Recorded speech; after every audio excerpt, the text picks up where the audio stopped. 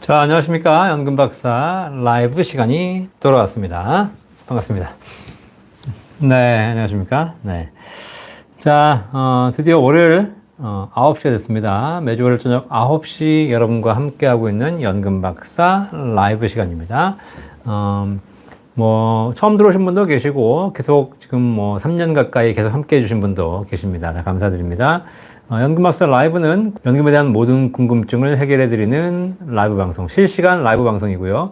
매주 월요일 저녁 9시에 여러분과 함께 1시간 동안 여러분이 궁금하신 내용들, 연금에 대한 모든 궁금증을 시원하게 해결해드리는 방송입니다.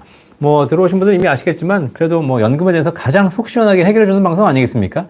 그죠? 네. 물론, 답이 없는 것들도 있겠지만, 또 어려운 부분도 있지만, 우리가 연금에 대해 제대로 공부하면 할수록 우리의 노후는 더 행복해진다.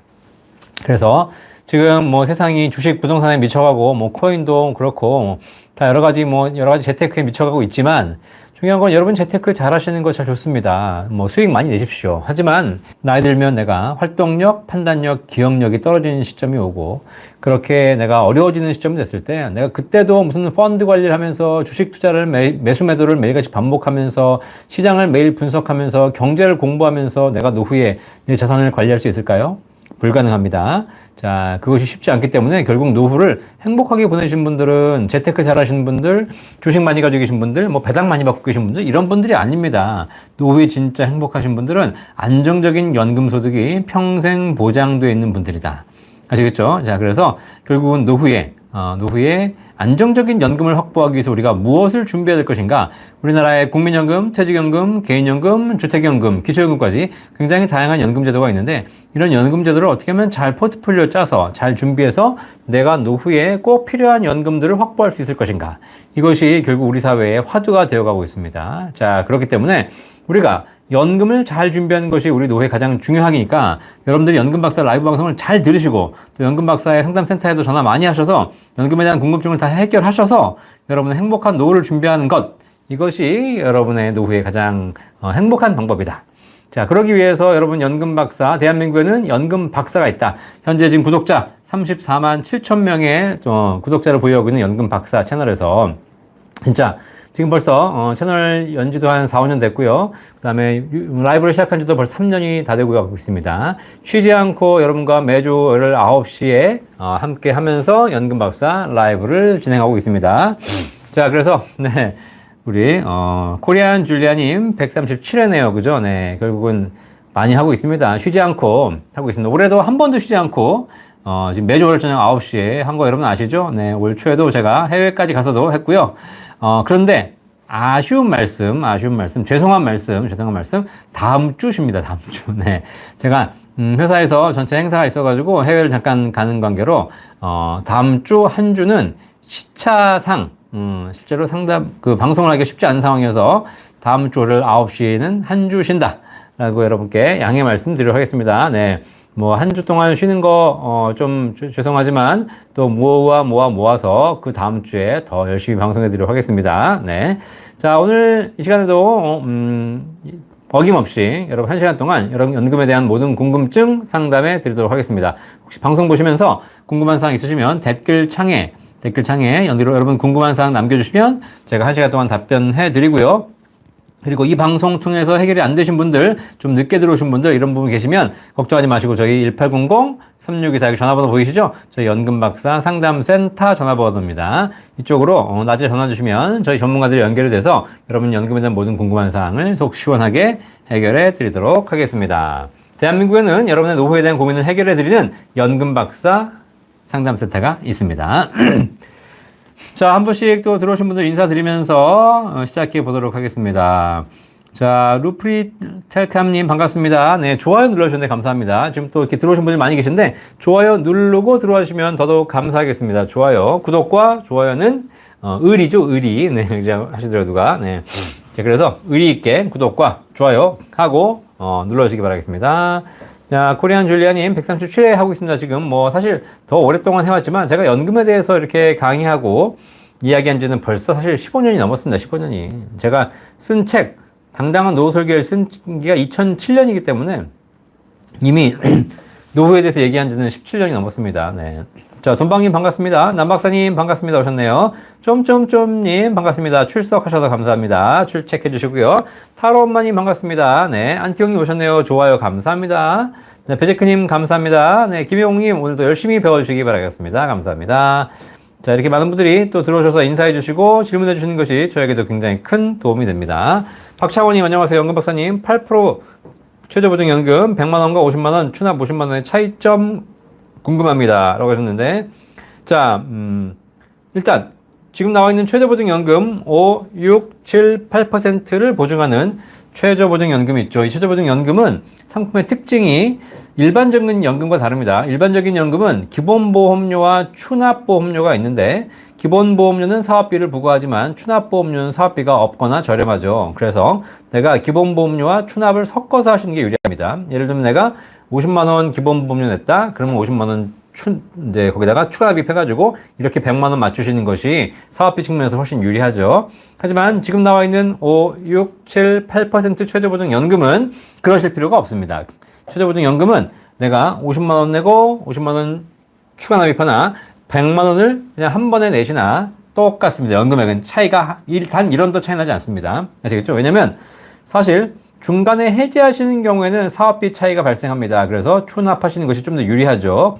하지만 연금 받는 조건으로는 50에 50을 추가 납입하시나 그냥 100을 내시나 연금액은 똑같습니다. 아시겠죠? 자, 그래서 그런 차이점, 연금 받겠다는 점에서는 아무 차이가 없다. 해지하실 거면 좀 차이가 있다. 근데 해지할 거면 연금을 가입하면 안 되겠죠. 네. 그렇게 여러분 느끼시면 되겠습니다. 자, 이노님. 연금 박사님 덕분에 라이브로 유익한 정보 감사합니다. 네, 도움이 되신다니까 저도 행복합니다. 정두현님 감사합니다. 최성화님 연금 박사님이 최고입니다. 노후엔 연금이 최고라고 봅니다. 그쵸? 노후에 연금이 최고인데 그 최고를 열심히 강의하는 연금 박사. 저는 사실 뭐 제가 연금에 대해서 얘기하면서 최고이고 싶은 생각은 없지만 우리나라에 그만큼 연금 전문가가 아직 별로 없다는 거거든요. 네. 물론 저는 연금 박사라고 하고 있지만 박사학위 없습니다. 왜냐면 우리나라에 연금 전문 학과가 없거든요. 네, 그러니까 제가 박사학위 따고 싶어도 학위가 없는 겁니다. 사실 연금에 관련된 책을 여러 권 쓰고 사실 국내에 있는 연금 제도에 관련해서는 제가 누구보다도 많이 한다고 자신할 수 있지만 박사학위는 없습니다. 그렇죠? 네, 그러니까 어쨌든 뭐 연금 박사님 많이 나오시면 좋겠죠. 자, 그래서 우리나라에 연금에 대한 물어볼 분들이 많이 계셨으면 좋겠다는 생각이 듭니다. 근데 아직까지는 우리나라가 연금 전문가들이 많이 없다는 게 굉장히 좀 아쉬운 부분이죠. 그만큼 사람들이 주식, 부동산 이런 재테크에는 관심이 많지만 연금에는 아직 관심이 부족하다는 사실입니다. 그런데 시간이 지나고 나이가 들면 들수록 결국은 주식, 부동산 이런 투자보다는 안정적인 연금 소득이 있다는 걸 더 중요하게 깨닫는 걸, 그것이 더 중요하다는 것을 깨닫는 것이 그런 시점이 온다는 사실입니다. 그래서 그거를 늦게 깨달으면 안 된다. 미리 깨달으시기 바라겠습니다. 아시겠죠? 자, 네, 이설아님, 03년도에 유배당 연금 10년 불입 완납하고 원금 2,800이 현재는 4,600이 있는데 내년부터 받게 되는데 10년만 받는 게 좋은지 아니면 죽는 때까지 받는 게 좋은지 조언 부탁드립니다. 네, 03년도에 가입하신 연금이라면 보험사 연금이라면 종신으로 무조건 받으셔야 됩니다. 아시겠죠? 왜냐면 이게 뭐 10년 받을 수도 있고 20년 받을 수도 있고 그다음에 종신도 일정한 보증 기간을 정해놓고 받을 수 있는데 사실 03년도 지금으로부터 20년 전에 가입하신 연금이라면 기본적으로 이 상품은 10년 놔둬받으시면 이 상품 버리는 겁니다. 그냥. 왜냐면 사실 이 당시의 연금들은 종신연금으로 받을 수 있는 부분이 굉장히 큰 장점이 있습니다. 이게 뭐냐면 경험생명표. 그러니까 평균 수명이 지금 평균 수명 뭐 80세, 85세를 적용하고 있는 것이 아니라 03년도의 평균 수명을 적용해서 연금을 드리거든요. 그걸 소급 적용한다는 겁니다. 과거의 것을. 근데 경험생명표 평균 수명이라는 것이 지금보다는 과거가 훨씬 짧았기 때문에 평균 수명이 짧게 본다는 얘기는 똑같은 금액을 가지고 한 번에 더 많이 줄 수 있다는 겁니다. 사람이 일찍 죽는다고 생각하면 연금은 더 많이 줄 수 있는 것이고 사람이 오래 산다고 생각하면 결국은 더 적게 줘야지 오래 줄 수 있거든요. 그래서 지금 연금이 그런 측면에서 불리합니다. 하지만 과거에 20년 전에 가입하셨던 연금이라면 그런 기본적으로 연금을 나눠주는 구조 자체가 굉장히 유리하게 설계되어 있기 때문에 제가 보기엔 03년도에 연금이시라면 그걸 종신연금으로 받으시는 것이 훨씬 더 유리한 구조로 받을 수 있다는 겁니다. 그걸 10년 확정으로 받으시면 그냥 지금 받는 것과 차이가 없기 때문에 그 좋은 아이템, 좋은 무기를 쓰지 못하고 버리시는 거죠. 무조건 금액이 좀 적다 하더라도 종신연금으로 평생 받으시기 바라겠습니다. 자, 장미님 반갑습니다. 연평 엘리즈님, 보험 설계사이신가요? 네, 전 보험 설계사 자격 가지고 있습니다. 네, 보험 설계사 자격 갖고 있고, 투자 권유 대행인, 증권 투자 상담사, 퇴직연금 자격증 다 가지고 있습니다. 그렇죠? 그래서 우리나라에서 연금에 관련돼서는 모든 연금을 취급할 수 있는 자격증을 다 가지고 있는 거죠. 그렇죠? 그래야지 상담이 가능한 거 아니겠습니까? 내가 하나만 있다면 그 하나만 가지고 제가 얘기해야 되겠지만, 사실 저는 연금에 관련된 모든 자격 가지고 있습니다. 이 자격은 기본적으로 판매 자격과 상담 자격을 다 갖고 있는 것이죠. CFP 자격 가지고 있고요. CP 자격 다 가지고 있습니다. 이게 뭐냐면 상담 자격과 판매 자격을 다 가지고 있는 것이죠. 그렇죠? 그래야지 여러분께 더 올바른 정보, 올바른 상품에 대한 정보를 드릴 수 있는 겁니다. 그렇죠? 네. 자격이 없이 만약에 이야기하는 사람도 있어요. 그 얘기 무슨 얘기냐면 그냥 장님이 그냥 눈 감고 이렇게 막 그냥 보는 겁니다. 실제로 제대로 상품을 분석하고 그걸 연구해서 여러분에게 제안 드리려면 종합적인 자격들을 다 갖고 있고 그걸 취급할 수 있어야 됩니다. 아시겠죠? 자, 배제크님, 건물주와 연금수급자 두 분이 있는데 요즘 후자가 더 만족도가 높아요. 제 지인입니다. 아, 네, 그렇죠. 건물주가 있고 연금수급자가 계신데, 그렇죠. 건물주, 조물주 위에 건물주 이렇게 해가지고 건물 가지고 계신 분이 훨씬 더 좋을 거라고 생각하시겠지만 사실 노후에 건물 가지고 있어봐야 편안하겠습니까? 월세가 꼬박꼬박 들어오면 좋겠지만 장사 안 되면 월세가 안 들어오기도 하고 또 세입자랑 싸우기도 해야 되고 또 건물 리모델링도 해야 되고 여러 가지 고장나면 또 고쳐야 되는 것이고 얼마나 관리할 게 많습니까? 그렇죠? 그런 걸 관리하는 회사가 다 해준다면 좋겠지만 그렇지 않고 본인이 직접 하시려면 얼마나 힘들겠습니까? 그죠? 네. 자, 그래서 결국은 건물주, 물론 좋습니다. 건물주 나쁘다는 건 아니고 저도 되고 싶어요. 하지만 중요한 건 기본적으로 연금이 준비되어 있는 사람이 건물주를 하는 것과 연금은 없이 건물만 갖고 있는 것은 다르다. 월세 받는 것도 연금 아니냐라고 얘기하시겠지만 물론 월세도 연금의 하나고요. 배당도 연금의 하나입니다. 다 연금의 종류라고 볼 수는 있겠지만 그럼에도 불구하고 진짜 안정적인 연금이라 함은 국민연금, 연금보험, 주택연금 이런 연금처럼 돌아가시는 그날까지 평생 보증이 되어 있는 고정적인 금액을 보증하는 종신연금 이 형태를 갖고 있는 것을 연금이라고 칩니다. 우리가 연금 중에서 연금 펀드도 있고 IRP도 있고 여러 가지 할 수 있는 건 많이 있으시죠. 자, 그런데 중요한 건 내가 언제까지 살지 모르는 상황에서 연금 재원이 고갈되어 가거나 내가 연금을 운용해야 되는 연금들은 기본적으로 연금의 본질에 맞다라고 볼 수 없습니다. 연금이란 내가 어떠한 상황이 닥치더라 하더라도 내가 활동력, 판단력, 기억력이 떨어진다 하더라도 내가 혹은 사기를 당한다 하더라도 내가 어떤 문제가 생겨도 고정적인 금액이 돌아가시는 그날까지 평생 보증될 수 있는 것 이것을 기본적으로 연금이라고 보는 것이죠. 아시겠죠? 자, 그래서 국가가 국민연금 시스템을 종신연금으로 가지고 있는 겁니다. 국민연금이 10년만 주고 끝나거나 20년만 주고 끝나거나 아니면 가입자가 내가 받을 수 있는 기간을 선택할 수 있다거나 이렇습니까? 그렇지 않죠. 국민연금, 국가가 국민을 위해서 공적으로 집행하고 있는 국민연금, 공무원연금, 사학연금, 군인연금 같은 기본적인 공적 연금 제도들이 전부 다 종신연금 형태를 취하고 있습니다. 왜냐하면 그것이 노후의 가장 안정적인 시스템이고 그것이 기초적으로 해결돼야 하기 때문에 종신연금 시스템을 채택하고 있는 것이고 확정 기간으로 받을 수 있거나 중간에 해지할 수 있거나 중간에 인출할 수 있거나 이런 기능은 단 하나도 두고 있지 않다라는 사실입니다. 그 얘기는 결국은 노후는 종신연금, 정해진 금액이 평생 보증될 수 있는 그런 시스템을 갖고 있는 것이 진짜 연금이다. 아시겠죠? 그러니까 건물주가 갖고 해서 월세 받는 것, 주식 투자를 통해서 배당 받는 것, 투자를 통해서 여러 가지 수익을 늘려 나가는 것, 이런 것들이 연금 흉내를 낼 수는 있습니다. 연금처럼 보일 수는 있겠죠. 하지만 이것이 기본적인 종신연금의 기능을 대체할 수는 없다. 라고 보시면 되겠습니다. 그래서 우리 배재크님 말씀하신 대로 후자, 연금을 종신연금 받으신 분들이 평생 더 행복하고 만족스럽다. 아시겠죠? 우리가 사실 한 달에 100만 원, 200만 원 연금 받는 거 좋습니다. 사실 200만 원 받으나 2천만 원 받으나 2억 받으나 어차피 먹는 건 똑같습니다. 아시겠죠? 네. 자, 소나무TV님 반갑습니다. 박민수님 반갑습니다. 몽님 반갑습니다. 장미님 반갑습니다. 좋아요 감사합니다. 관우님 감사합니다. 자, 박사님 늘 건강하시고 오래도록 방송해주세요. 감사합니다. 제가 건강하게 또 건강관리도 하고 요즘 비타민도 열심히 먹고 있습니다. 그래서 건강관리도 해서 여러분들 오래 살아서 연금에 대한 얘기 방송을 꾸준하게 할 수 있도록 오래 살도록 하겠습니다. 자, 이우영님 감사합니다. 청학동님 오셨네요. 반갑습니다. 김현수님 늘 기다려주는 시간 감사합니다. 최여금님 반갑습니다. 감사합니다. 황희경님 안녕하세요. IRP 안전자산 30% 무엇으로 투자해야 하면 좋을까요? 네.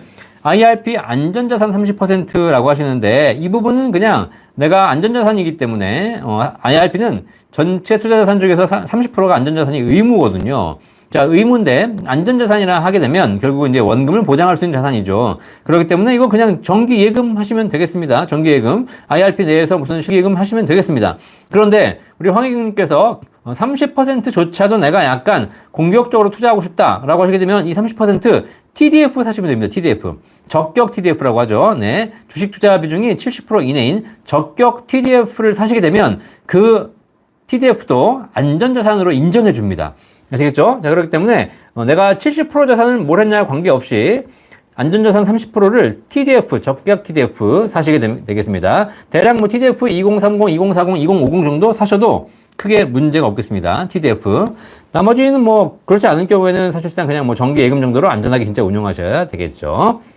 자, 이랑님 반갑습니다. 기초연금 관련 문의드립니다. 소득 평가액 산정 시 개인연금 적용은 어떻게 되는지 알고 싶습니다. 연금 소득으로 적격연금, 비적격연금이 다르게 적용되겠죠? 이랑님, 그렇지 않습니다. 아시겠죠? 자, 일단 기초연금을 지급할 때 기초연금을 자격이 되는지를 평가할 때는 연금이냐 무슨 뭐 아니냐 적격이냐 비적격이냐 세금을 내냐 비과세냐 전혀 상관없습니다. 그냥 여러분 통장에 찍히는 금액이 얼마냐를 보는 겁니다. 아시겠죠? 자, 그렇기 때문에 우리가 무슨 뭐 건강보험료를 산정할 때는 과세냐 비과세냐가 연관을 미치거든요. 하지만 기초연금은 그렇지 않고 내가 가진 모든 자산 보는 것이고 거기서 통장에 찍히는 금액이 얼마인지를 본다는 겁니다. 아시겠죠? 그러니까 뭐 적격연금이든 비적격연금이든 관계없이 그래서 당신 통장에 이번 달에 얼마 찍혔어?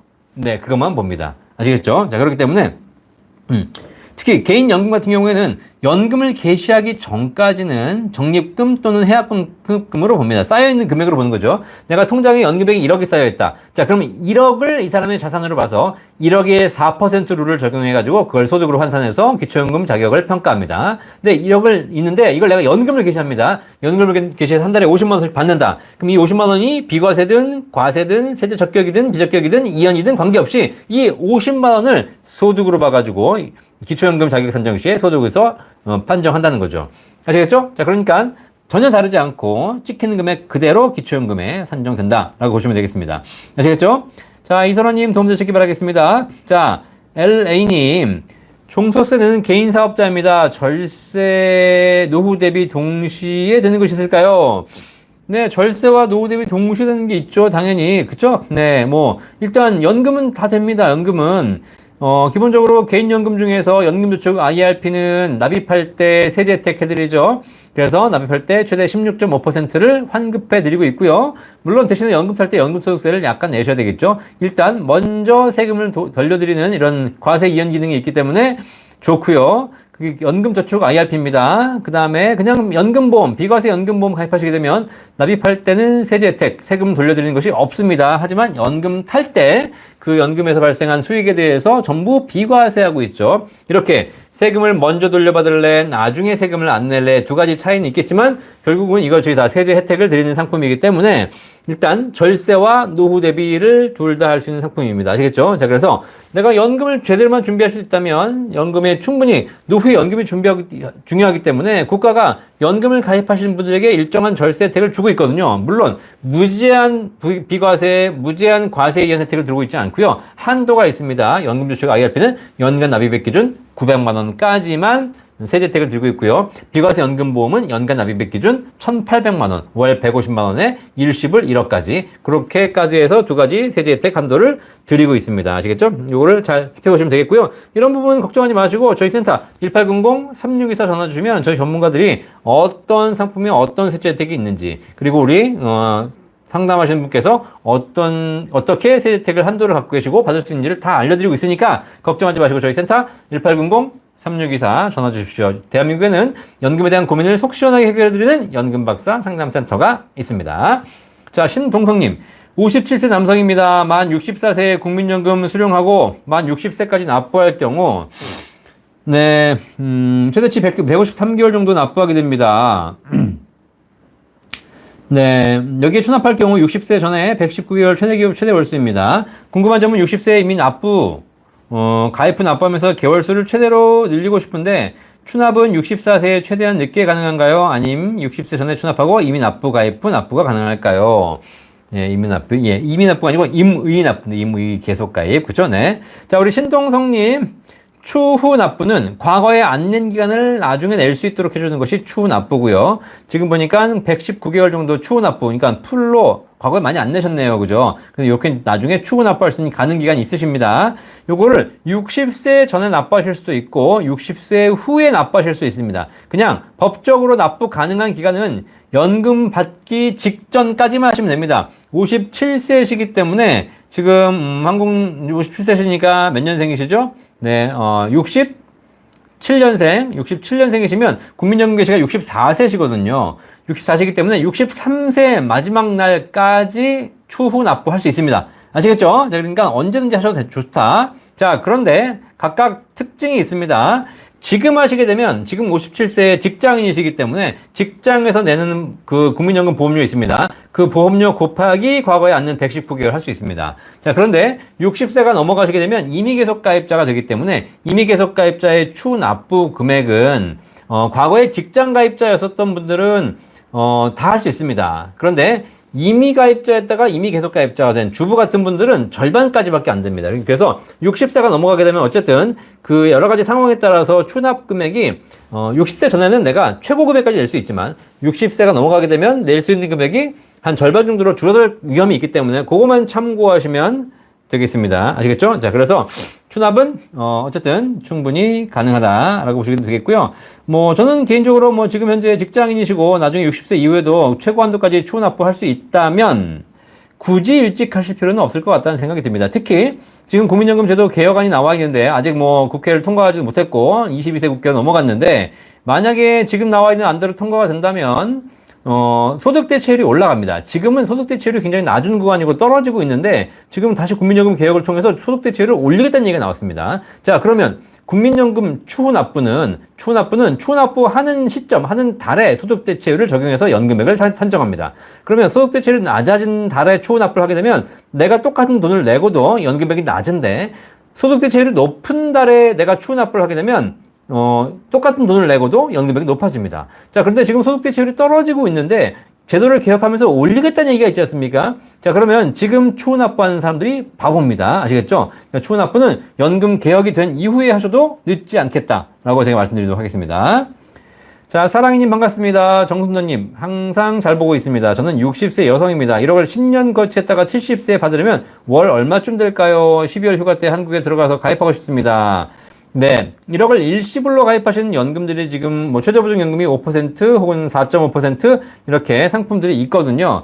이런 상품들을 일시불로 하신다면 60세에 10년 거치해서 70세쯤 받으시게 되면 연금의 기준으로 월 45만 원에서 50만 원 사이 이렇게 받으시게 될 겁니다. 네, 물론 남자나 여자에 따라 약간 차이가 있긴 한데 여성분들이 연금액이 조금 더 작은 그런 게 있고요.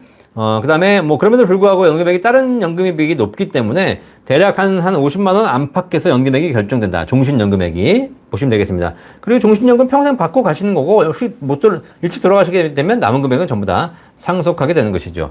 자, 지금 외국에 계신 것 같은데 우리 한국에 들어오시게 되면 12월 휴가 때 들어오시면 연금박사 상담센터 1800-3624 전화 주셔가지고 저희 상담센터 전문가들과 꼭 상담하셔가지고 좋은 선택하시기를 바라겠습니다.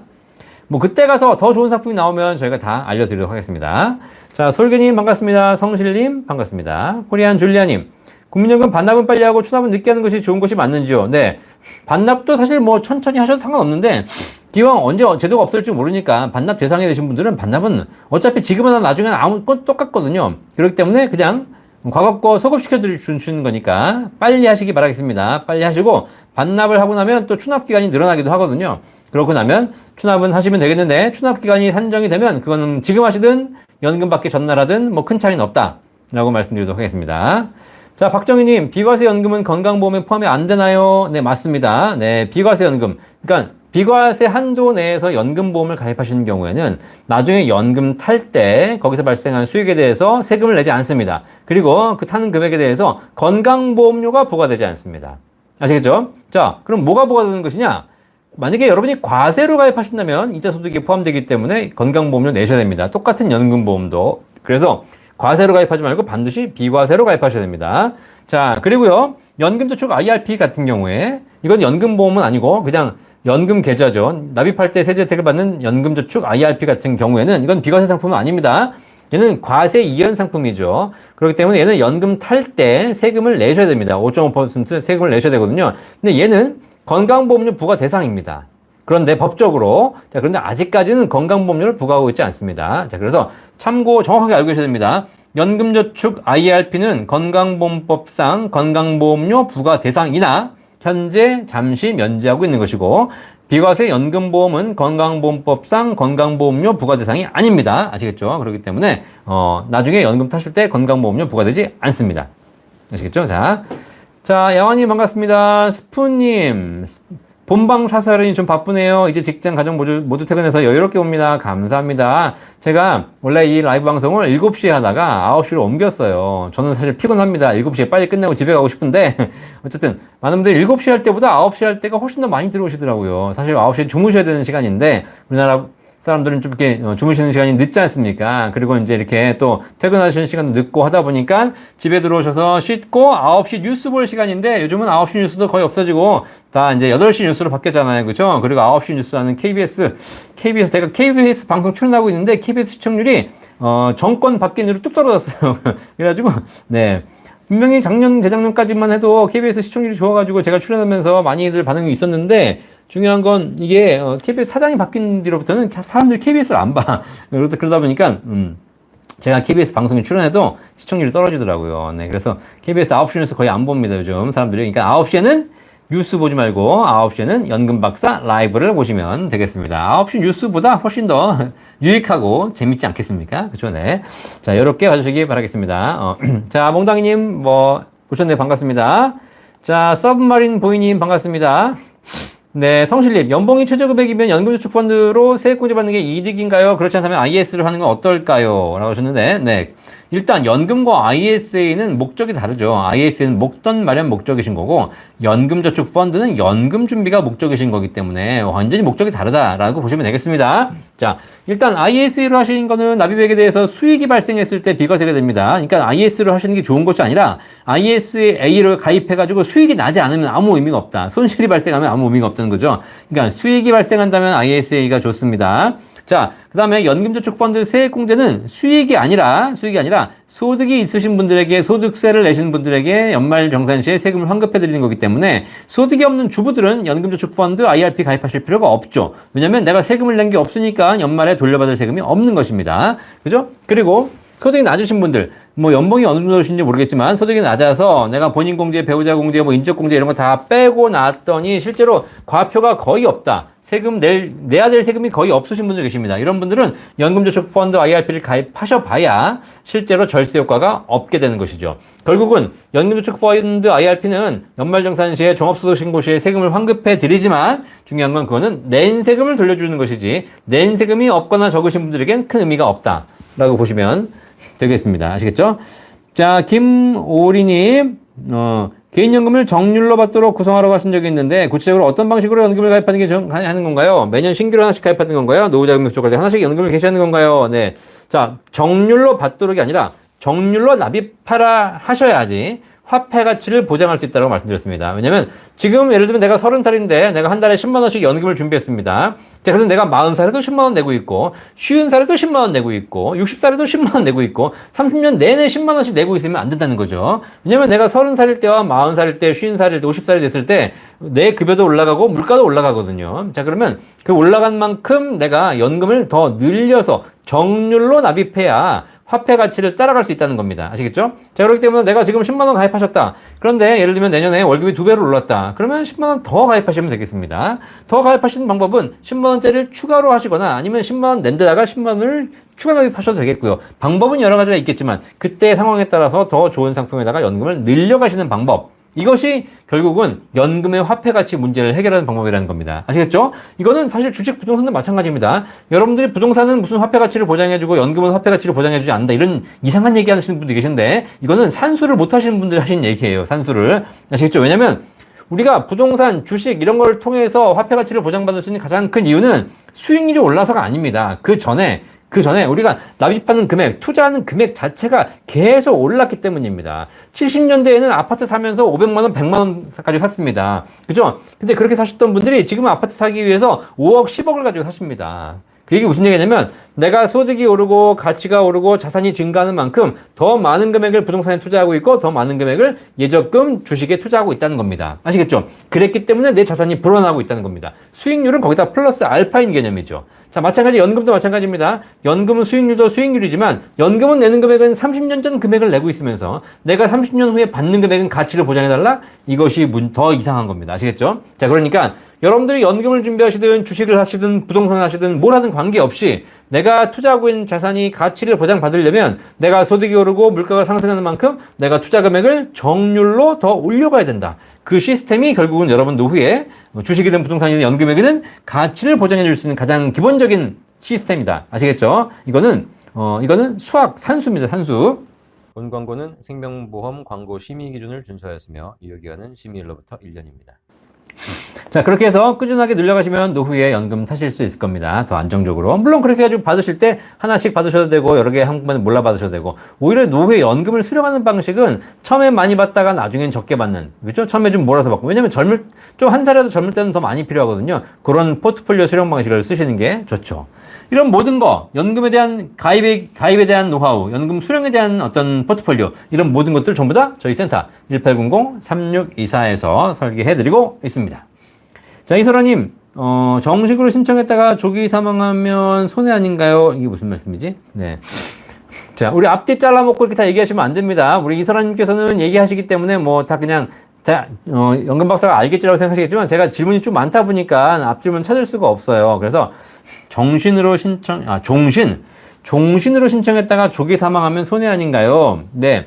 종신으로 신청했다가 오래 살게 되면 엄청난 이득입니다. 아시겠죠? 네. 자, 그러니까 이거예요. 우리 이소라님께 꼭 드리고 싶은 말씀이 있습니다. 우리가 연금을 준비하시는 분들이 뭐라고 했냐면, 연금은 종신연금을 받으셔야 됩니다. 오래 사셔서 많이 받으시기 바라겠습니다. 그럼 뭐라고 질문하시냐면, 그럼 일찍 죽으면 어떻게 돼요? 라고 물어보십니다. 아니, 연금은 오래 살려고 준비하는 거 아니겠습니까? 오래 살려면 오래 살 생각을 해야죠. 종신으로 가입해서, 종신으로 받아가지고 오래 하면 엄청나게 받게 됩니다. 아시겠죠? 일찍 죽을 게 걱정이면 종신보험, 사망보험 드셔야죠. 사망보험. 그래서 제가 사망보험 준비하십시오. 일찍 돌아가시면 사망보험이 필요합니다. 이렇게 말씀드리면 또 뭐라고 하시냐면 오래 살면 어떻게 해요? 오래 살 거잖아요. 이게 이런 거죠. 그러니까 그죠? 네, 그러니까는 일찍 죽는 게 걱정이다.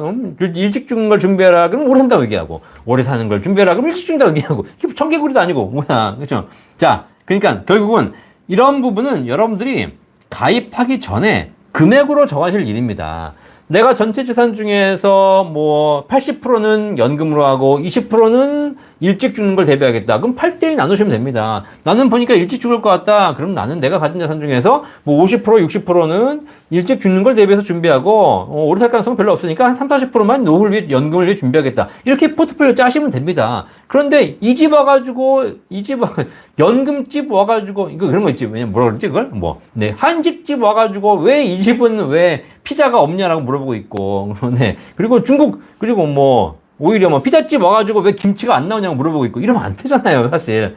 아시겠죠? 자, 결국은 종신연금을 선택하시는 분들은 오래 살 걸 대비해서 준비하시는 것이지, 조기 사망할 목적이면 종신연금 말고 사망보험을 준비하시면 되겠습니다. 그 두 가지를 내가 어떻게 포트폴리오를 짤 것이냐를 여러분이 비율로 결정하시면 되는 것이지, 그쵸? 네. 종신연금을 준비하면서 일찍 돌아가실 생각 하시면 돼요, 안 돼요? 안 됩니다. 아시겠죠? 네. 아시겠죠? 짜장면집, 한식집 와가지고, 피자 찾으시면 안 됩니다. 아시겠죠? 네. 자, 김우지양님, 옥념도님 너무 감사합니다. 잘 듣고 있습니다. 머리에 쏙 들어가요. 감사합니다. 이우영님, 박사님 덕분에 8% 연금 가입했습니다. 일단 100만원 시작했으나 여유가 있으면 추가로, 더 추납으로 50도 할 생각입니다. 감사합니다. 열심히 하셔가지고, 납입하시는 것도 중요하지만 반드시 연금으로 받아서 행복한 노후를 설계하시기를 바라겠습니다. 사랑이님 문의 드릴게요. 저희 부부는 둘 다 20년 이상 국민연금을 납입하고 있습니다. 궁금한 것은 부부 중 예를 들어 남편이 먼저 사망하게 되면 제가 남편의 유족연금을 받게 되겠지요. 그 후로 제가 만약 사망하게 되면 저희 자녀가 유족연금을 받을 수 있는지 궁금합니다. 물론 안 된다고 알고 있습니다. 하지만 저희 자녀는 장애가 심한 중증 장애아입니다. 이 경우는 받는다고 들었는데요. 또 받게 되면 얼마 정도 받게 되는 걸까요? 네.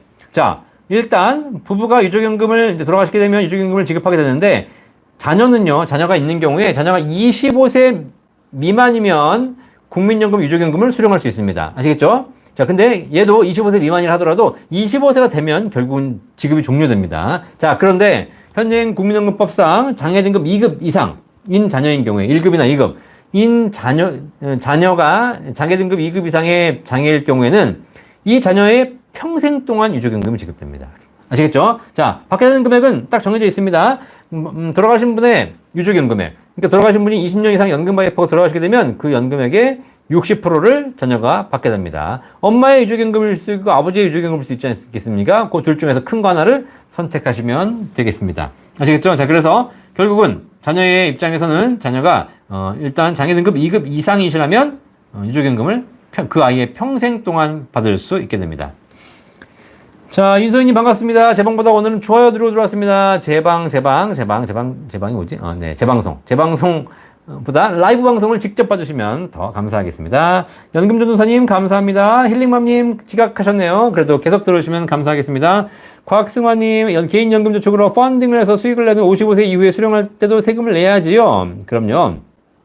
개인연금저축 연금 펀드를 통해서 수익을 내시면 55세 이후에 수령할 때 세금을 내셔야 됩니다. 자, 그런데 개인연금저축 펀드에다가 납입하신 원금에 대해서 세액공제를 받으셨다면 55세 이후에 연금을 수령할 때 5.5% 세금 내십니다. 자, 그런데 개인연금을 가지고 내가 납입했을 때 세금을 공제받지 않은, 세액공제 받지 않은, 세금을 환급받지 않은 돈, 원금이 있으시다면 이 돈은 연금을 꼭 안 받으셔도 됩니다. 55세 이전에 빼셔도 됩니다. 그래도 다 세금 없이 뺄 수 있습니다. 왜냐하면 세금을 돌려받지 않았기 때문에 내가 따로 세금을 내야 될 이유는 없다는 거죠. 그리고 그 연금, 어쨌든 그런데 내가 세액공제를 받았든 안 받았든 관계없이 연금저축펀드에 들어간 돈으로 불려서 발생한 수익이 있습니다. 수익. 이 수익에 대해서는 연금 탈 때 5.5% 세금 내셔야 됩니다. 아시겠죠? 자, 그런데 5.5% 세금 내시려면 반드시 조건이 있죠. 55세 이후에 10년 이상 연금으로만 수령해야 된다. 이 조건이 있습니다. 이거 지키지 않고 일시불로 뺀다든가 너무 많은 금액을 한 번에 뺀다든가 이렇게 되면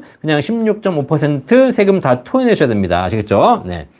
자, OYH님 반갑습니다. 저축연금보험 30세 자녀들에게 40씩 넣어준 지 2달인데 보험이라 사업비가 7% 떼는데요. 10년까지는 6.06%, 10년이 넘으면 4%로 줄어든다는데 연말정산 때 13.2, 63만 2천 원 연 1회 혜택인데 네, 사업비를 많이 떼는 게 계속하는 게 나을까요? 라고 하셨는데 자, 연금저축을 지금 가입하셨네요. 자, 연금저축 하셨는데 우리 30세 자녀들 40씩 넣어줬는데 자, 세액공제가 필요하신 자녀가 맞으시죠? 자, 이런 경우에는 사실 연금저축보험 말고 연금저축 펀드가 더 유리한데, 그죠? 네.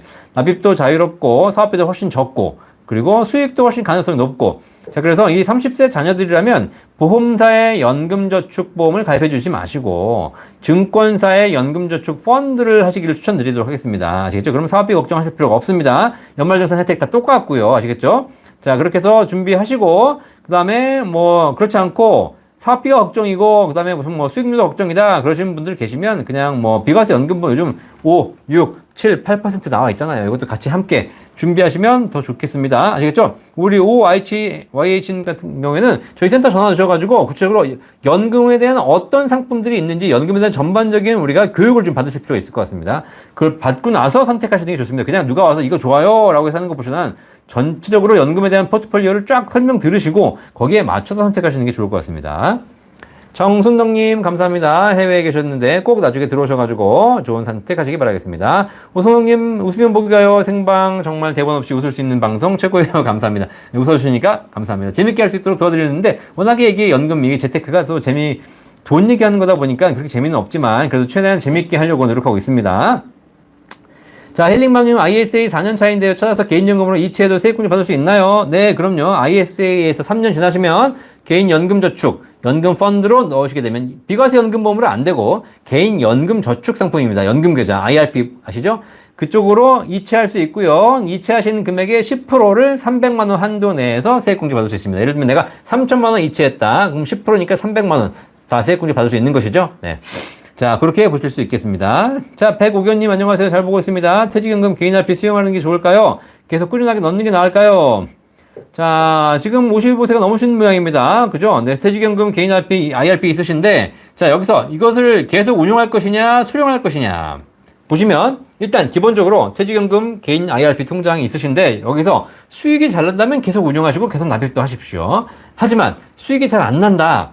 그러시게 되면 연금을 개시하는 겁니다. 그래서 인출하셔가지고 더 좋은 연금, 더 좋은 투자로 재투자하시면 되겠습니다. 아시겠죠? 나는 소득이 있는데 계속 납입을 해야 될 것 같은데, 그럼 어떡하냐라고 물어보실 거 아닙니까? 일단 연금을 개시하고 나면 그 개시한 통장에 내가 넣을 수는 없습니다. 아시겠죠? 왜냐면 개시를 해버렸기 때문에. 그럼 방법이 있어요. IRP를 하나 더 만드시는 겁니다. 그래가지고 하나 더 만들어서 여기다가는 계속 납입하시면서 연말정산 세액공제 받으시고, 기존에 퇴직연금이 들어있는 IRP, 개인 IRP는 요거는 그냥 연금을 개시하셔가지고 인출하시면 되겠습니다. 인출하셔가지고 더 좋은 연금, 더 수익률 높은 연금에다가 재투자하시게 되면 얘는 연금이 더 좋아지는 것이고, 그리고 여기 납입하면서 세액공제도 더 받을 수 있겠죠. 이렇게 투트랙으로 운영하시는 것이 연금을 효율적으로 운영하는 방법이다 라고 말씀드리도록 하겠습니다.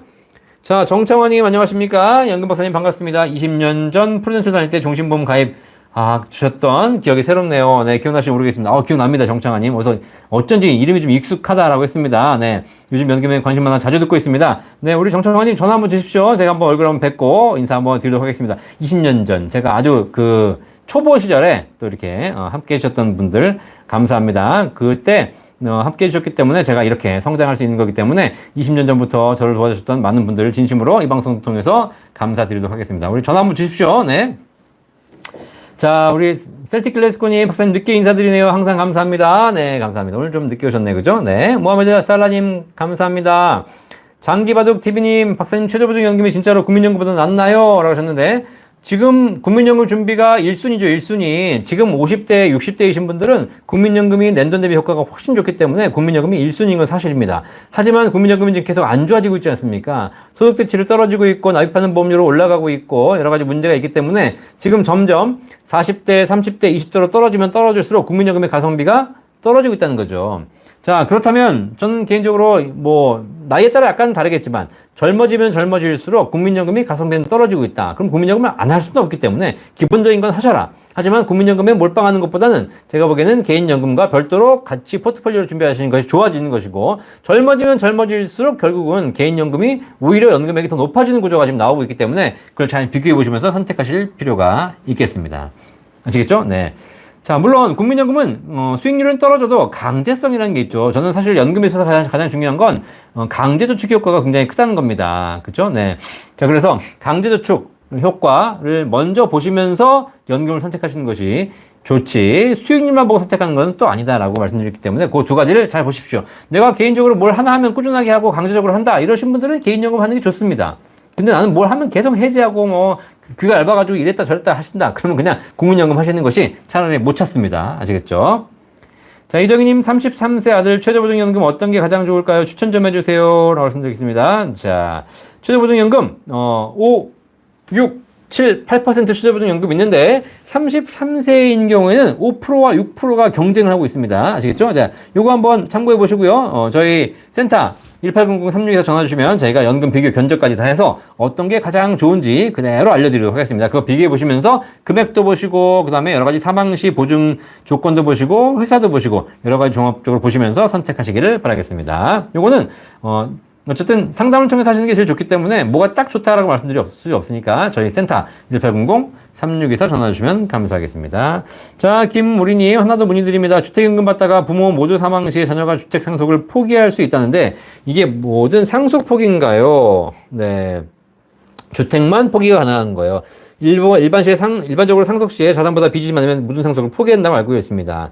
자, 일단 상속 재산을 포기하는 거, 그죠? 이거 한정 승인이라든가 아니면 재산을 포기하는 거, 요것과는 관계 없습니다. 주택연금은 아시겠죠? 자, 주택연금은 내가 주택연금 받다가 부모님이 사망하셨어요. 사망했는데 자녀가 딱 보니까 만약에 자녀가 그 부모님이 받아가신 연금의 원리금 합계가 집값보다 적게 받아가셨다. 그럼 그냥 집을 받으시면 됩니다. 상속 받으셔가지고 이 집을 팔아가지고 부모님이 받아가신 연금을 국가에다가 상환하고 남은 금액은 본인이 가져가면 되겠습니다.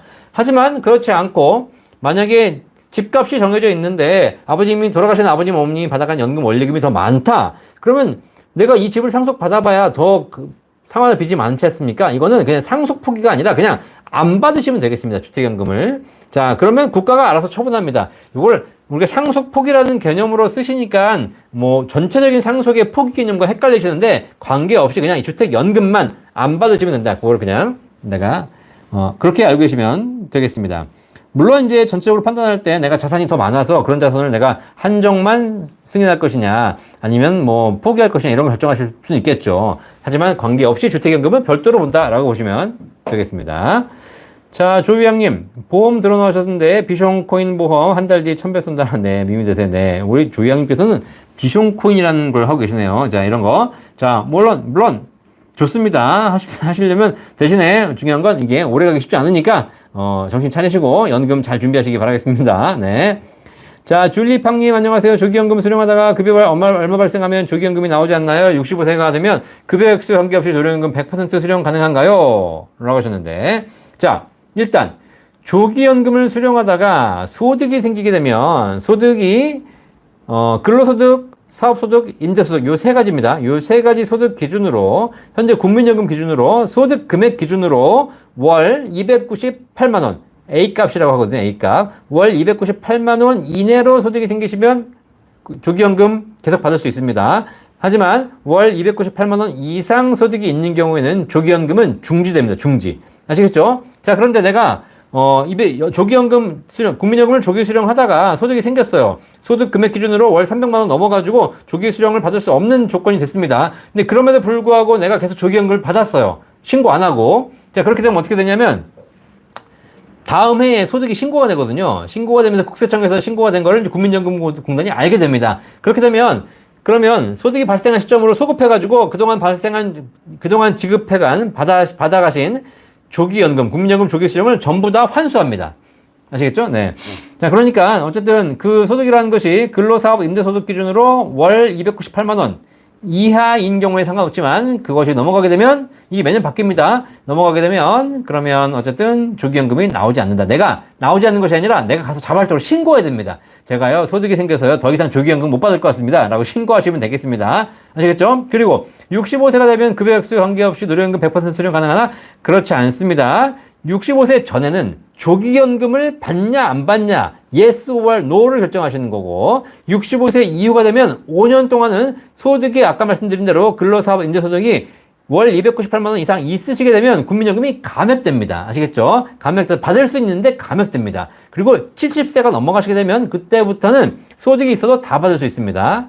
아시겠죠? 자, 그래서 내가 정상적인 연금 개시 연령을 두고 이 이전에 조기 수령할 때는 소득이 있냐 없냐에 따라서 조기 수령을 받다가 감액되는 것이 아니라 이걸 받을 수 있냐 없냐의 문제이고 연금 개시한 이후에는 받을 수 있냐 없냐의 문제가 아니라 받을 수 있는데 내가 제대로 다 못 받는다.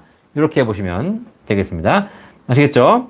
자, 부산새우깡님, 연금박사님, 제 마음에는 박사님입니다. 덕분에 40대 중반에 연금을 관심을 가지고 IRP 연금저축 ISA 그리고 과학기술 공부에 시작합니다. 너무너무 감사합니다. 꾸벅 감사합니다. 우리 부산새우깡님 연금을 잘 시작하셨고요. 어쨌든 관심 가지고 시작하시는 거 좋은데 연금은 수익도 중요하지만 결국은 꾸준하게 가시는 게 중요하다. 아시겠죠? 자, 그래서 과학기술공제, ISA, 연금저축, IRP, 연금보험 이런 거 잘 꾸준하게 납입하셔가지고 노후의 연금을 풍족하게 준비하시기를 바라겠습니다.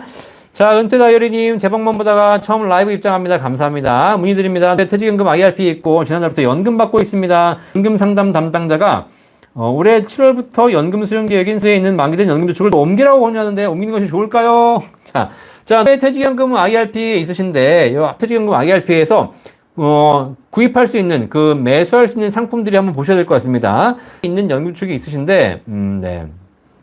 자, 이 연금저축을 옮기시지 마십시오. 옮겨봐야 사실 그게 그겁니다. 옮겨서 뭘 하겠습니까? 또 옮겨가지고. 거기서도 그냥 안정적으로 가실 거면 그냥 있는 게 낫고, 그 다음에 옮겨가지고 수익을 내시면 좋겠지만, 괜히 수익을 내려고 투자했다가 다시 손실을 볼 수 있고, 퇴직연금 IRP에 펀드가 있나 모르겠네요. 있긴 있을 것 같습니다. 많지는 않을 겁니다. 자, 알려드리도록 하겠습니다. 자, 있는 만기된 연금저축이 있는데, 사실 이미 퇴직연금 IRP가 있으시기 때문에 연금 수령하고 계시기 때문에 55세 넘으셨죠. 자, 그러면 현재 있는 연금저축을 이전하지 말고 연금으로 개시하십시오. 연금으로.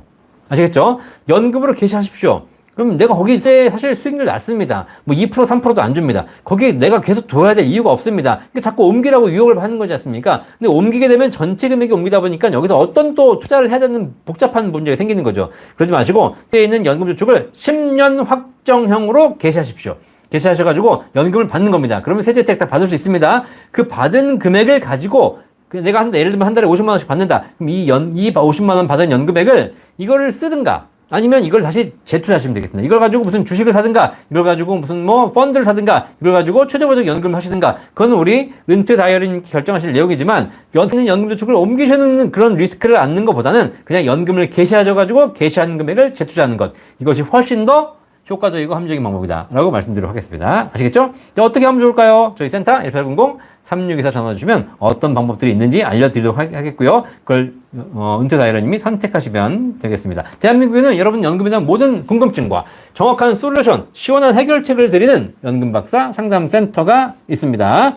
저희 상담센터는 저희 직원이 지금 현재 19명까지 늘어나가지고 열심히 상담하고 계신데, 저희 센터는 전문적인 상담원을 육성하기 위해서 매주 모여가지고 스터디하고 공부하고 있습니다. 제가 일일이 교육시켜가면서 전문가로 양성하고 있는 겁니다. 그렇죠? 이제는 저희 센터에 있는 담당자들이 저보다 더 상담을 잘하시는 분들이 더 많아졌어요. 네, 그래서 이제 저는 조만간 은퇴해도 될 것 같습니다. 은퇴해도. 아시겠죠? 왜냐면 그런 거 아니겠습니까? 네, 뭐 제가 맨날 해서 뭐 하겠습니까? 목 아프게. 저는 이제 후배를 양성하고 더 훌륭한 전문가들 양성해서 저는 좀 쉬어야죠. 아시겠죠? 네, 어쨌든 말은 이렇게 하지만 쉬지 못하고 있습니다. 제가 어쨌든 이거 평생 해야지. 언제까지 뭐 제가 쉬면은 우리 연금박사 구독자 여러분 어떡하라고. 라이브 해야 되는데, 라이브. 그죠? 어쨌든 라이브를 할 수 있는 사람이 아직까지는 저밖에 없으니까 제가 해야죠. 쉬지 않고 더 훌륭한 후계자가 나오기 전까지, 또 후배들이 나오기 전까지는 제가 또 계속 해야 될 것 같습니다. 힘들어. 어쨌든, 네. 그래도, 그럼에도 불구하고 또 여러분의 응원과 구독과 또 이렇게 응원이 있기 때문에 제가 열심히 하고 있습니다. 감사합니다. 자, 사랑이님 답변 드렸더니 감사합니다. 곽승아님, 박사님 말씀으로는 8% 달리 연금보험 사업비가 없다고 하셨는데, 제가 7년 월 50짜리 가입을 했더니 매월 44,000원 가량의 사업비가 나온다고 합니다. 무슨 연유인가요? 네. 자, 8% 달리 5, 6, 7, 8% 이 최저보적 연금보험은 사업비가 있습니다. 우리 곽승화님 사업비가 있습니다. 아시겠죠? 사업비가 있으나 나중에 연금으로 받으신다면 내가 낸 돈에서 사업비를 공제한 금액의 8%를 불이해서 연금을 드리는 구조가 아니라, 내가 낸 돈에서 사업비를 공제하지 않고 낸 돈 그대로 8%를 불이해서 나중에 연금으로 드리는 구조가 되어 있습니다. 아시겠죠?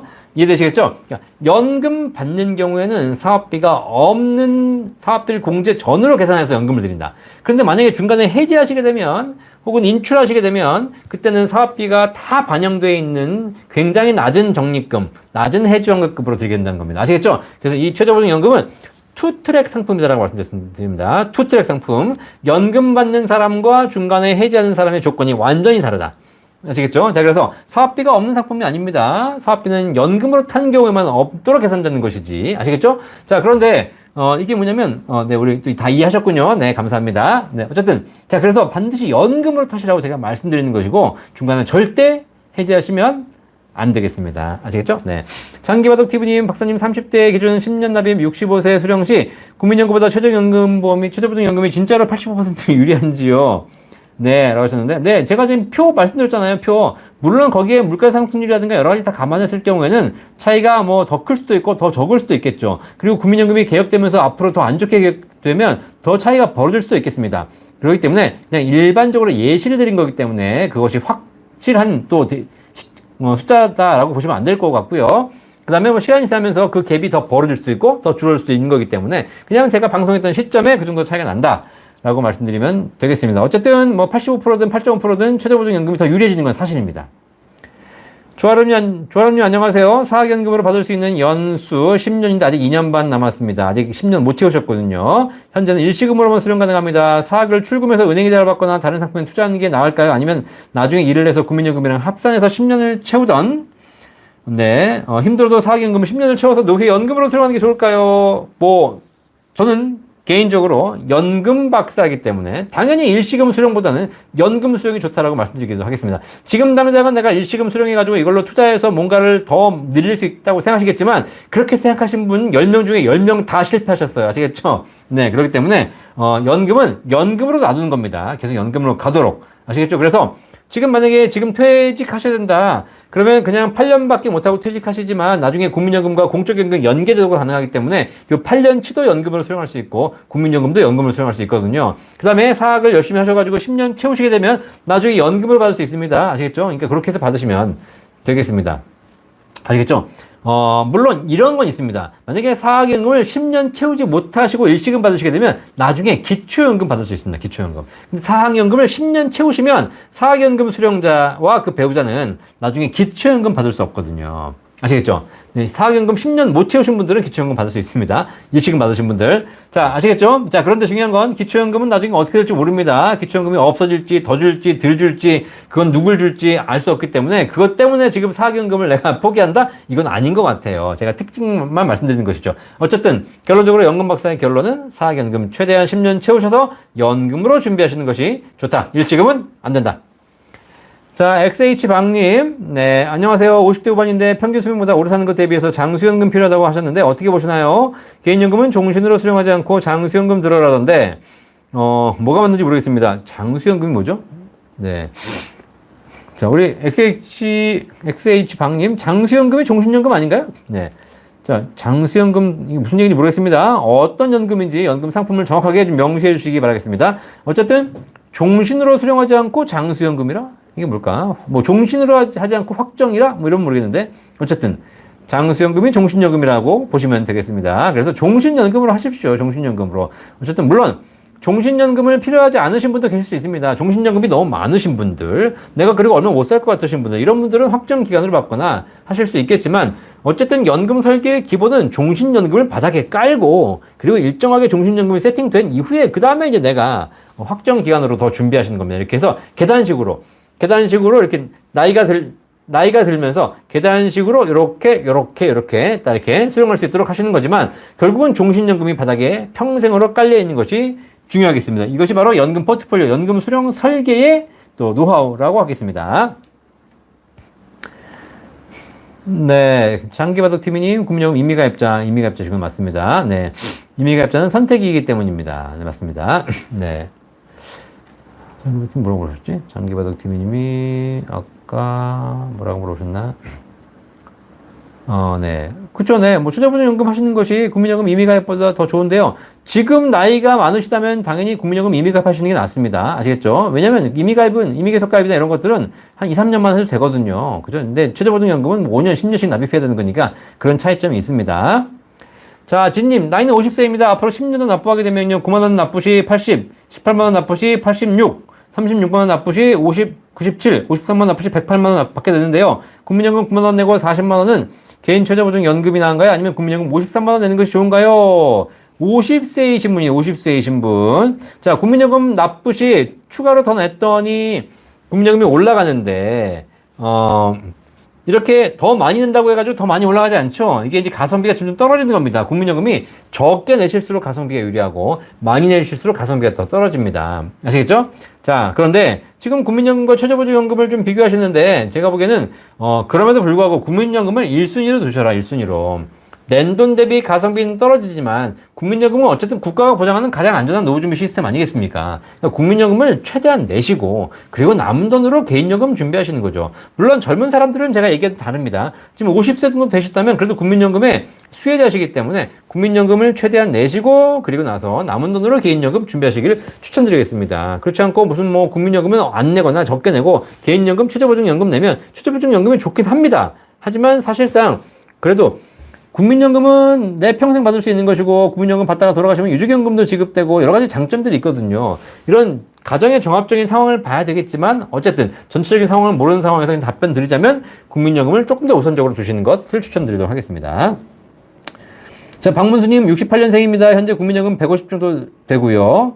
추납보험료 61개월, 현재 보험료는 53만원, 최고 구간인데 174만원 하고 수령하고 최저로 납입할 경우에는 9만원인 경우 159만원입니다. 가성비 계산하면 9만 원으로 하고 연기연금 하는 것이 가성비가 좋을 듯 한데요. 맞나요? 68년생이시면 지금 50대 중반이시니까 자, 추납 다 하시고 9만 원 하지 마시고요. 53만 원으로 하세요. 그냥 53만 원 계속 내서 국민연금 최대로 올리시고 그리고 53만 원으로 추납하시고 그리고 나서 연기연금까지 하시는 것이 제일 좋습니다. 아시겠죠? 가성비 좋습니다. 가성비. 가성비는 낮게 할수록 좋습니다. 하지만 낮게 하면 좋지만 총액이 떨어집니다. 어쨌든 얘는 가성비가 좋고 얘는 가성비가 좀 안 좋지만 얘든 다른 곳에 비해서는 가성비가 더 좋을 거라는 겁니다. 알겠죠? 국민연금끼리 비교하지 마시고 내가 이 돈을 가지고 그럼 딴 걸 뭘 할까? 라고 생각해 보시면 그 딴 거 하는 것보다 얘가 더 낫기 때문에 국민연금 중심으로 하시면 되겠습니다. 다만 말씀드렸듯이 국민연금 중심으로 하셔야 될 분들 제가 말씀드린 분들은 나이가 좀 있으신 분들 얘기하는 겁니다. 나이가 있으신 분들은 국민연금이 유리하기 때문에 하시라는 것이고 나이가 젊을수록 국민연금 내는 것이 그렇게 유리하지 않을 수 있다라고 말씀드리겠습니다.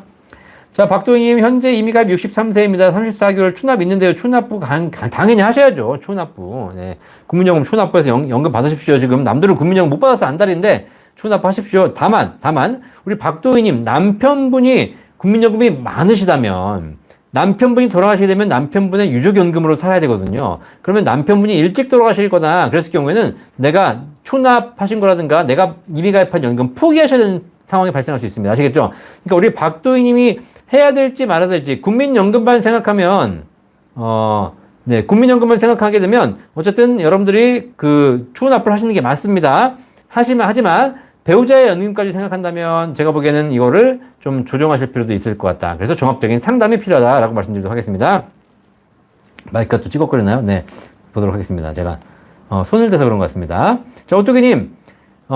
박사님 국민연금 71만원 받고 있는데 기본 재산이 부부 합산 재산 330만원 미만 산출되어도 기초연금 삭감되나요?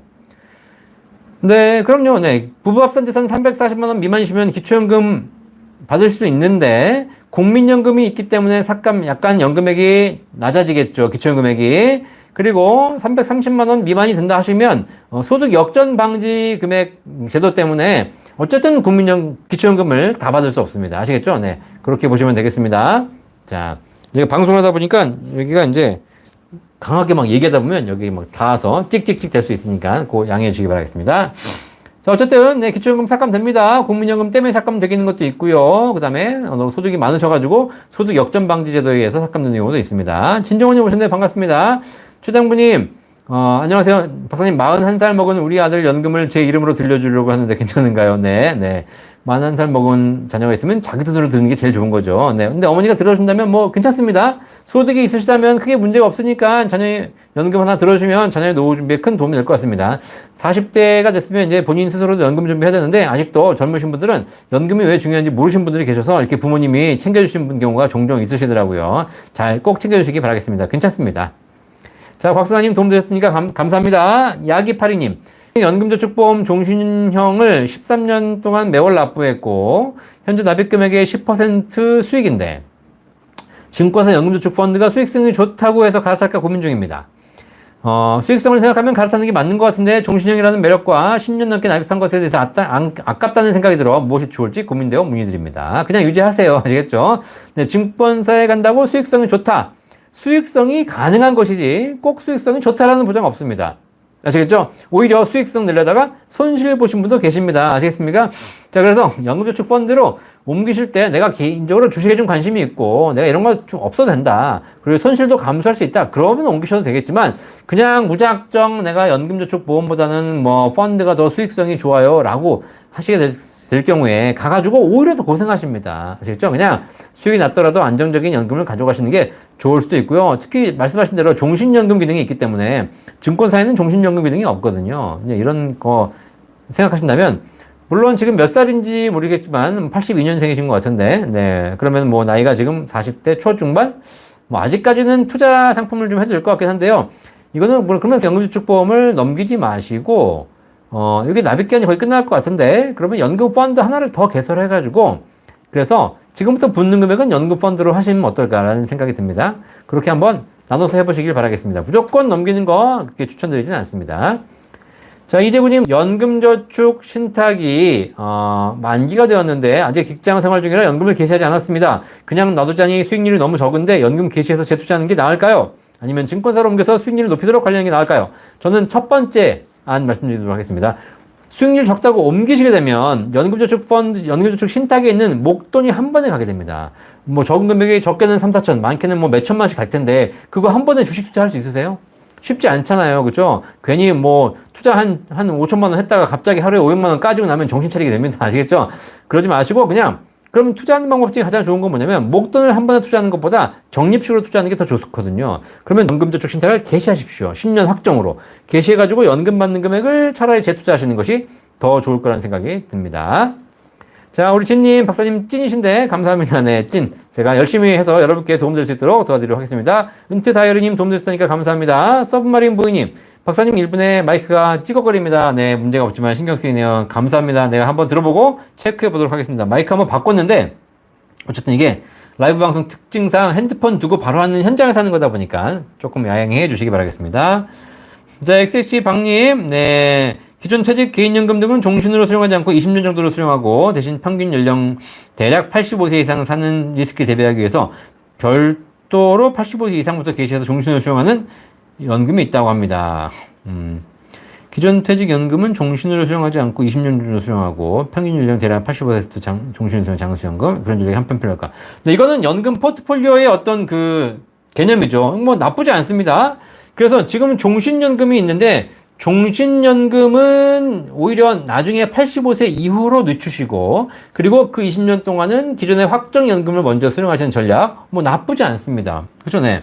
근데 중요한 건 늦추시는 연금이 늦출수록 수익이 많이 나는 연금이어야 됩니다. 아시겠죠? 그러니까 사실상 내가 늦게 받을 것이냐 일찍 받으실 것이냐는 종신연금이냐 확정연금이냐 뭐 퇴직연금이냐 연금보험이냐 이렇게 결정하시는 것이 아니라 늦출수록 수익이 늘어나는 연금은 늦추시면 되는 것이고 늦춰봤자 수익이 안 나는 연금은 빨리 받으시면 되겠습니다. 이게 알겠죠? 결국은 늦출수록 훨씬 수익성이 얼마가 되느냐를 보시는 거죠. 국민연금은 1년 늦출 때마다 7.2%씩 연금액이 올라갑니다. 최저보증연금은 1년 늦출 때마다 8%씩 연금액이 늘어납니다. 이런 거 보시고 나면 결국은 내가 어떻게 뭘부터 받아야 될지를 먼저 선택할 수 있기 때문에 그런 전략으로 쓰시기 바라겠습니다. 아시겠죠? 자, 그런데 종신연금이라 하더라도 내가 늦춰봤자 85세까지 늦춰봤자 수익이 안 나는 연금이라면 하루빨리 받으시는 게 좋지 않을까요? 자, 그래서 연금 상품에 따라 다르기 때문에 그런 것들은 구체적인 상품을 통해서 결정할 필요가 있으니까 저희 센터 1800-3624 전화 주시면 저희 연금 전문가들이 다 상담해 드리도록 하겠습니다. 자, 오선호님 벌써 10시가 넘었네요. 이렇게 시간도 알려주시니 감사합니다. 이종황님 68년생입니다. 월 2월 29일 공무원 명예퇴직하셨습니다. 축하드립니다. 공무원연금으로 월 274만원 받고, 네, 많이 받으시네요. 국민연금 가입하는 것이 유리한가요? 아직 이제 50대시기 때문에 국민연금 가입 가능한 연령입니다. 국민연금 가입하십시오. 하셔가지고 최저 금액으로만 내셔도 10년 채우시게 되면 나중에 연금 10만원씩 10년 채우면 20만원씩 평생 받을 수 있습니다. 10만원씩 10년 내가지고 20만원씩 평생 받을 수 있는 연금 개인연금 중에는 없습니다. 아시겠죠? 자, 그렇기 때문에 지금 국민연금 다시 가입할 수 있기 때문에 국민연금 공무원 퇴직하셨으니까 공무원연금과 국민연금을 같이 받으시기 바라겠습니다. 아시겠죠? 근데 요거 공적연금 연계하시면 안 됩니다. 그럼 불리하지. 공적연금, 공무원연금이 불리해지니까 그러지 마시고 공무원연금은 공무원연금대로 받으시고 국민연금은 10년 채워서 국민연금으로 받으시기 바라겠습니다. 지금 56세신데 지금부터 10년 채우시면 66세부터 연금 받을 수 있습니다. 아시겠죠? 네. 자, 유리합니다. 안티용님 감사합니다. 만등어머님 감사합니다. 남박사님 감사합니다. 박천왕님 연금저축 가입 중에 재건축 때문에 집을 비워야 되는 게 어떻게 하나요? 연금저축은 재건축과 관계없습니다. 주택연금이겠죠. 네. 주택연금은 재건축과 상관없습니다. 어쨌든 연금저축은 재건축하고 상관없습니다. 아시겠죠? 그러니까 주택연금이어야 되겠죠. 자, 이런 부분도 구체적으로 문의 주시면 답변해 드리도록 하겠습니다. 자, 오늘도 수고하셨습니다. 자, 오늘도 이렇게 1시간 동안 함께 해주신 연금박사 구독자 여러분 감사드립니다. 대한민국에는 여러분의 행복한 노후를 응원하고 노후를 더 행복한, 더 풍요로운 노후를 준비하기 위해서 연금에 대한 고민과 구체적인 솔루션을 해결해드리는 연금박사가 있습니다. 연금에 대해서 모든 궁금증 있으시면 저희 연금박사 상담센터로 문의하시거나 연금박사 라이브에 들어오셔서 물어보시게 되면 제가 속 시원하게 해결해 드리도록 하겠습니다. 그쵸? 여러분 연금에 대해서 궁금한 거 물어볼 때 연금 박사 많은 데가 없지 않습니까? 그쵸? 네, 그래서 제가 사실 뭐 제일 잘하고 있지만 그럼에도 불구하고 저도 모르는 게 있기 때문에 열심히 공부하고 준비해서 여러분에게 또 연금에 대한 궁금증 해결해 드리도록 하겠습니다. 자, 서두에 말씀드렸지만 다음 주 월요일 9시에는 연금 박사 라이브 한 번만 쉬겠습니다. 한 번만. 여러분 자, 양해해 주세요. 한 번만 쉴게요. 한 번만. 지금 왜냐면 저희가 회사에서 행사가 있어가지고 해외에 약간 행사가 있어서 네. 자, 다음 주 월요일 날 9시에는 한 번만 쉬겠습니다. 도망가지 마시고, 그냥 한 주 동안, 그 다음 주 월요일 9시에는 제 방 보십시오, 제 방. 제 방 보시면서 좀, 저를 못 만나다 하더라도 너무 이렇게 슬퍼하지 마시고, 한 주만 기다리셨다가, 다다음 주 월요일 날 9시에, 뵙도록 하겠습니다. 네. 곽승환님 프로폴리스 많이 먹도록 하겠습니다. 네. 건강 영양제도 챙겨 먹고 있습니다. 자, 여러분 어쨌든 한 주 동안 건강하게 지내시고 또 다음 한 주도 잘 지내시고 2주 뒤인 6월 17일 월요일 저녁 9시에 뵙도록 하겠습니다. 건강하시고 행복한 노후 준비하시기 바라겠습니다. 김현수님 감사합니다. 잘 다녀오겠습니다. 감사합니다. 본 광고는 생명보험 광고 심의 기준을 준수하였으며 유효기간은 심의일로부터 1년입니다.